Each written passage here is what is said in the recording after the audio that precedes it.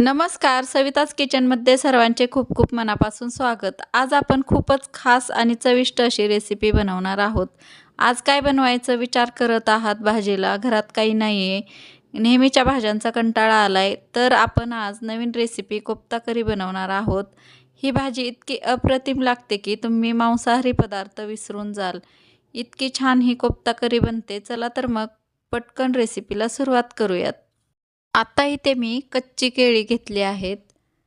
तुमच्या आवडीनुसार तुम्ही जेवढे कोफ्ता बनवायचे त्या पद्धतीने घ्यायचे आहेत केळी। मी इथे 7 ते 8 केळी घेतलेली आहेत।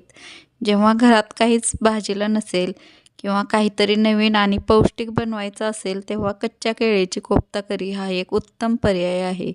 ही भाजी चवीला खूप अप्रतिम लागते, म्हणून नक्कीच बनवून पहा। आरोग्यासाठीही खूप फायदेशीर आहे। तर केळीच्या पाठीमागचे आणि पुढचे मी टोक काढून घेतलं आहे आणि हे 8 ते 10 केळी आहेत। कुकरमध्ये टाकून घेऊयात। कुकरमध्ये लगेचच शिजतात।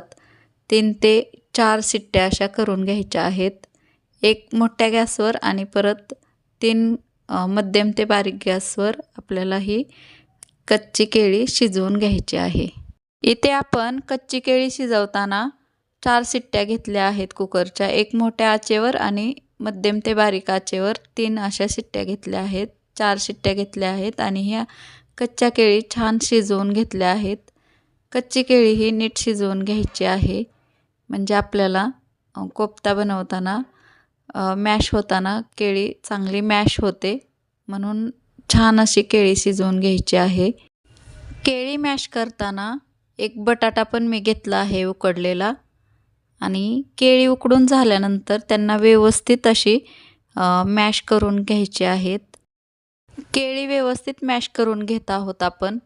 केळी अशा पद्धतीने बारीक अशी चांगली व्यवस्थित अशी मॅश करून घ्यायची आहे।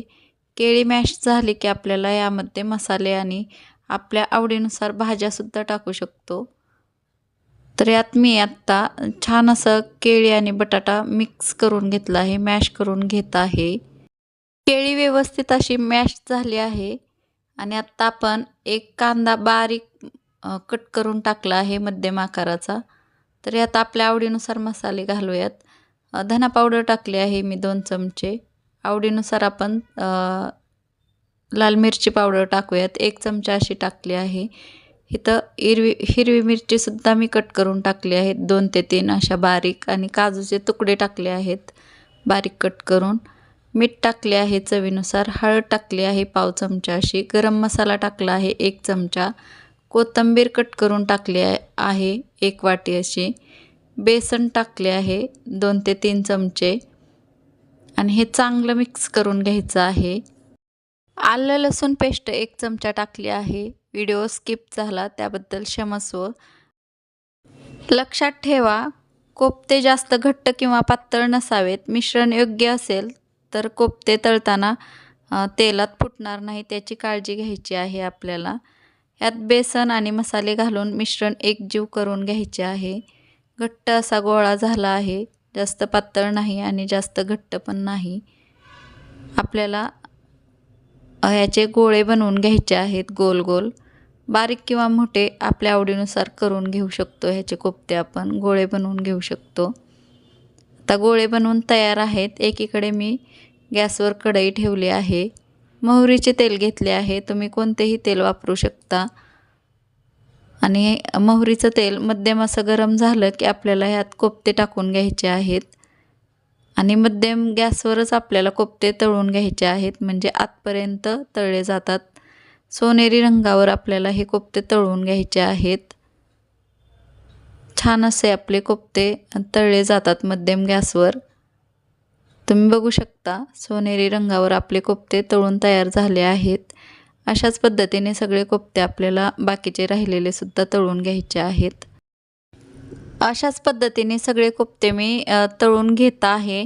आपल्याला जर घरात काही नसेल भाजीला तर नक्कीच ही रेसिपी ट्राय करून पहा। पौष्टिक पण आहे आणि काहीतरी नवीन कोफ्ता करी आपण रेसिपी बनवून ट्राय करू शकतो। आणि इथं मी आता मिक्सरचं भांडं घेतलं आहे। आपल्याला ग्रेव्हीसाठी एक 2 कांदे घेतले आहेत मध्यम आकाराचे आणि 2 टोमॅटो घेतले आहेत. आपल्या आवडीनुसार घेऊ शकता.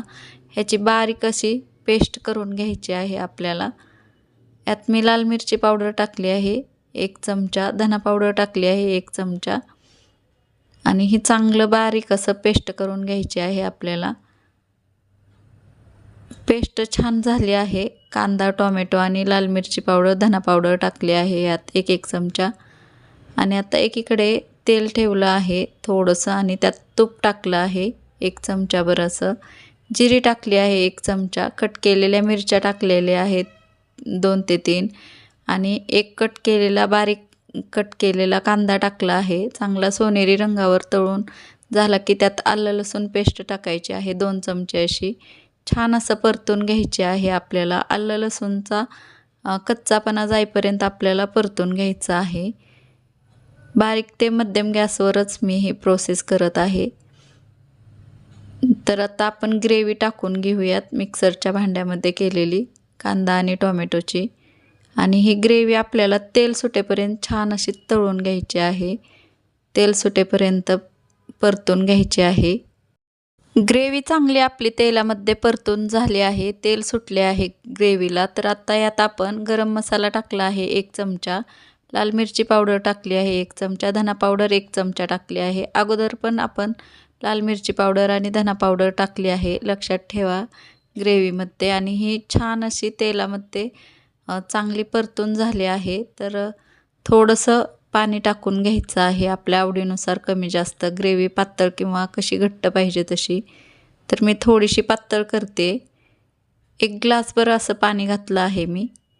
कसुरी मेथी टाकली आहे थोडीशी, तमालपत्र टाकलं आहे 1 तोडून आणि कोथिंबीर टाकली आहे 1 चमचाभर अशी. ही ग्रेव्ही आपल्याला 10 ते 15 मिनटासाठी बारीक ते मध्यम आचेवर शिजवून घ्यायची आहे.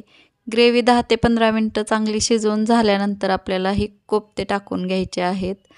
तुम्ही सर्व करताना सुद्धा टाकू शकता किंवा आत्ता टाकले तरी चालतात. आणि अशा पद्धतीने कोफ्ता करी आपली छान अशी टेस्टी अप्रतिम चवीची तयार आहे. ह्याला अजून 1-5 मिनटं आपल्याला शिजवून घ्यायची आहे. लक्षात ठेवा, जितकी आपली ग्रेव्ही चांगली शिजेल तितकी भाजीची चव अप्रतिम लागेल. म्हणून अगोदर ग्रेव्ही चांगली शिजवून घ्यायची, नंतरच कोफ्ते टाकायचे आहेत आपल्याला. आणि छान असं मिक्स करून घ्यायचे आहेत कोफ्ते टाकलेले आणि 5 मिनटाची वाफ काढून घ्यायची आहे आपल्याला. आत्ता आपली कच्च्या केळीची कोफ्ता करी तयार आहे. ही कोफ्ता करी आपण रोटी, नान, पराठा किंवा भातासोबत खाऊ शकतो. कशी वाटली कच्ची केळीची कोफ्ता करी रेसिपी नक्कीच कमेंट बॉक्समध्ये सांगा. आणि मित्रमैत्रिणीसोबत व्हिडिओ शेअर करायला विसरू नका. व्हिडिओ आवडला तर लाईक करा, शेअर करा आणि माझ्या चॅनलला सबस्क्राईब करायला विसरू नका. भेटू अशाच नवीन रेसिपीसोबत. तोपर्यंत मस्त खा, स्वस्त रहा. धन्यवाद.